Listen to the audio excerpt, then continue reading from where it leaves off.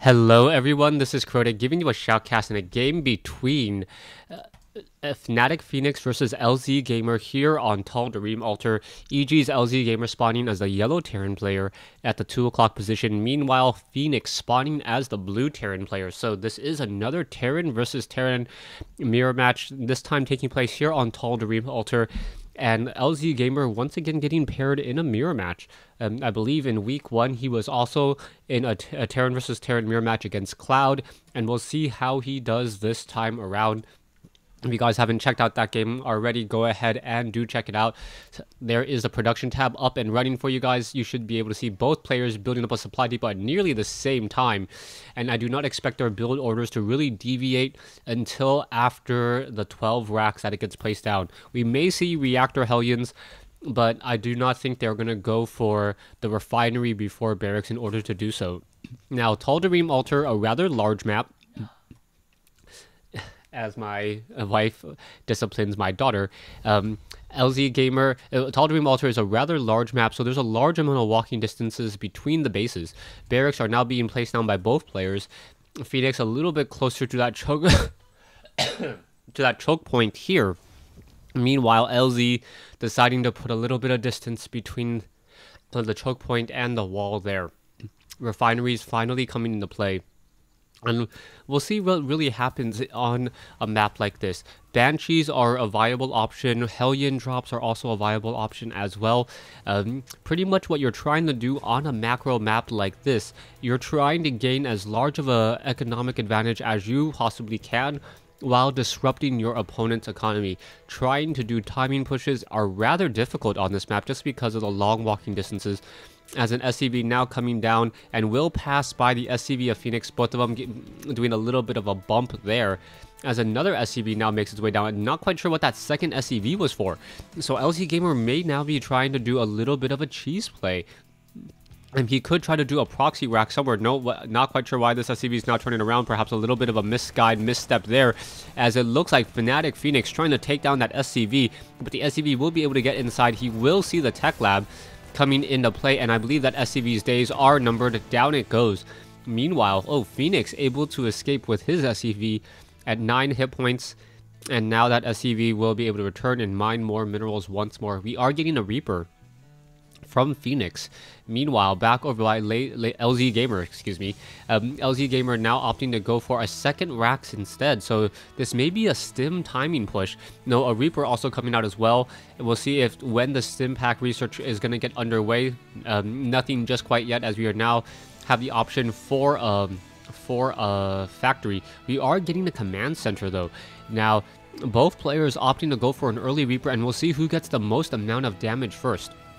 Is that a second Reaper? Yes, a second Reaper now being trained up as well by Fenix. So this is not a 1 Reaper expand. This is definitely a 2 Reaper play with 1 Marine activating this Zelnaga Watchtower here. So that is going to be a lot of Reaper damage, as a Reaper is able to, I believe, 3-shot a Marine. And if there are enough Reapers out, 3 Reapers can also 3-shot an SCV as well.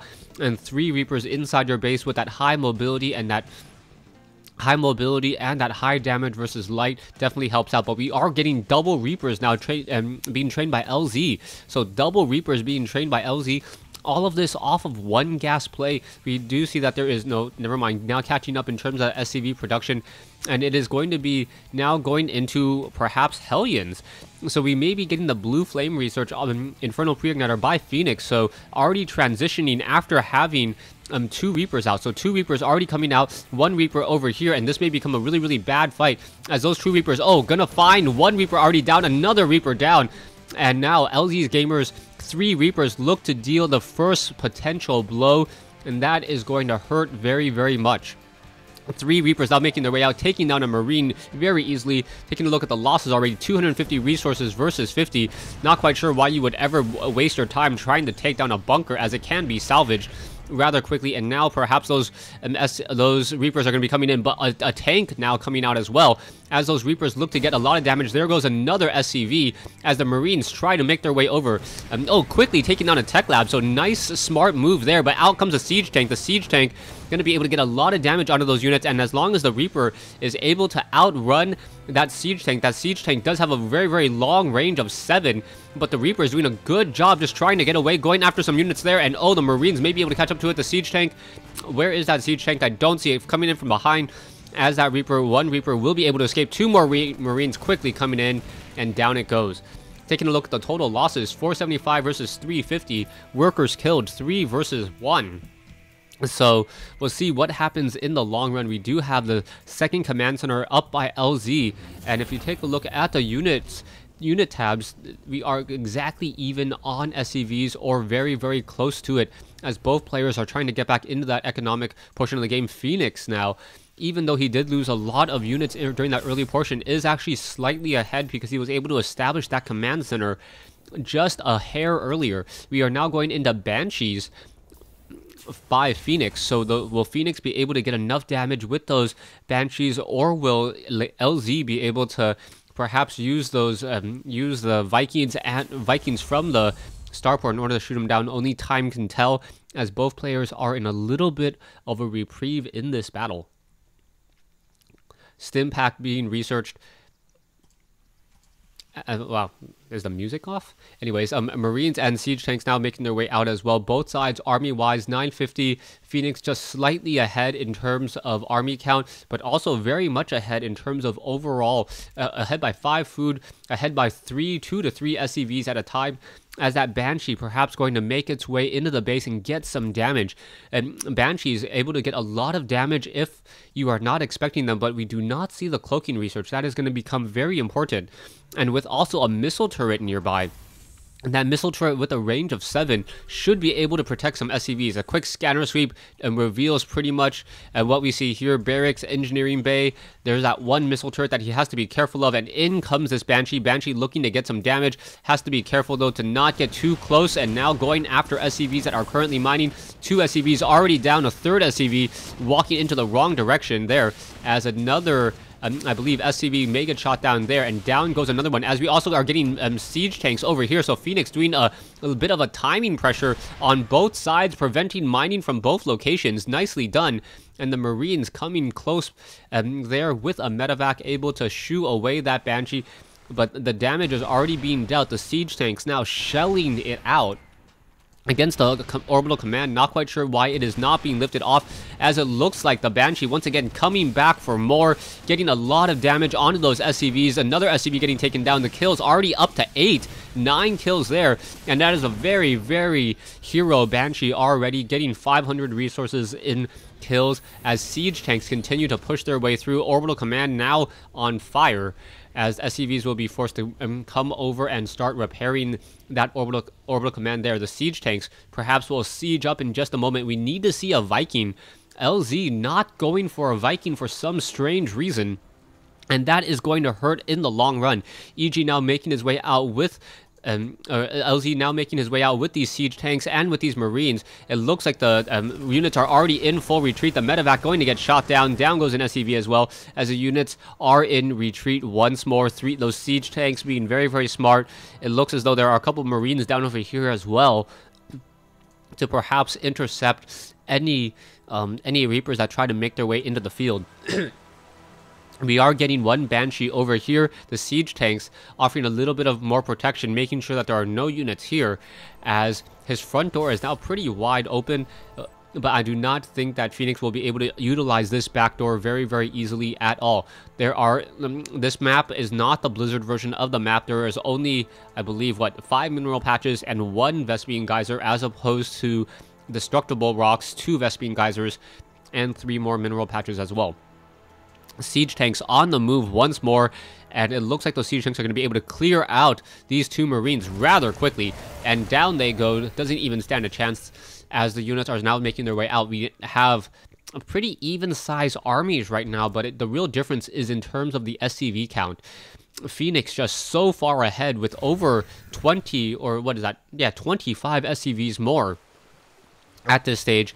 And now Fenix just pressing his advantage by knowing that he can just win the economic game. Siege tanks are over here. The medevac, oh, gonna get shot down. That's gonna be a problem. Down to already 70 hit points there. The medevac trying to escape, and it looks like it may get shot down. Yes, down it goes. But the siege tanks, because those marines and those siege tanks were perhaps chasing the medevac, did not see the incoming army of Fenix. And now Fenix being able to set up another expansion, and that is going to be absolutely huge once more, as Fenix does have enough SCVs to saturate another 5 mineral patches without any real issue. Now LZ being forced to retreat all the way home. More siege tanks and marines are joining this fight. Army sizes are about even once more. The real difference and the real telling tale is whether or not Fenix, if he is able to get this mining for quite some time, will have a much larger economy going. You can see the economy difference there as another command center now being established by Fenix. And this is exactly what I was mentioning earlier, a very, very large macro map where only 15 game minutes into this race already, and now siege tanks already coming in. Marines are now nearby as well. Siege tanks, 2 of them quickly destroyed, as those siege tanks are now trying to fight back as well, but with no sight up onto the high ground, using a scanner sweep instead. But the siege tanks back over here continuing to shell it out, and now siege tanks coming in, and these siege tanks should be able to clear out with little to no issue. And I think LZ just lost his entire pushing army there. Fenix now running off of 9 tanks, even though losing a couple in that early battle, and all of this off of 2 factories. Very, very impressive macro play here. Macro 9 times out of 10 beats micro, especially when your food counts are not 200 and 200. And now you see how far behind lzGamer is, sitting at 55 food compared to 133, and I think it's just going to be a matter of time as these siege tanks now make their way out to finish the job. 9 siege tanks on the move. Marines, Vikings also there offering air support as well. The siege tanks should be able to just siege up here and dish out that damage with little to no effort at all. Perhaps lzGamer should try to put his siege tanks right here, which would allow him to get damage onto the low ground units there, but also protect that front door location. So yeah, gonna go ahead and siege up right there, protecting the ramp and protecting from this location. Siege tanks now trying to blast away. 2 siege tanks up on that, or 1 siege tank left up on that high ground, no more left, as now we have the 7 siege tank just shelling away. And there's the GG by LZ. So very impressive play. LZ able to get off a very early Reaper harassment, but he couldn't really capitalize on it as much as he would have liked. Fenix using 1 Banshee and then siege tanks with Marines, putting a lot of pressure on that front door, while putting pressure on the back door and preventing any mining for about 1 or 2 minutes. And because of that delay in mining, Fenix was able to just start building an army lead. He decided to pull back. He didn't want to press his advantage too much, and instead opted to build another expansion. As soon as that expansion was down, that was the beginning of the end. Thanks for watching. Thanks for listening. I hope you guys enjoyed this 1v1 replay between EG's lzGamer and Sen's Fenix here on, not Sen's Fenix, oh my gosh, Fanatics Fenix here on Tal'Tarim Altar.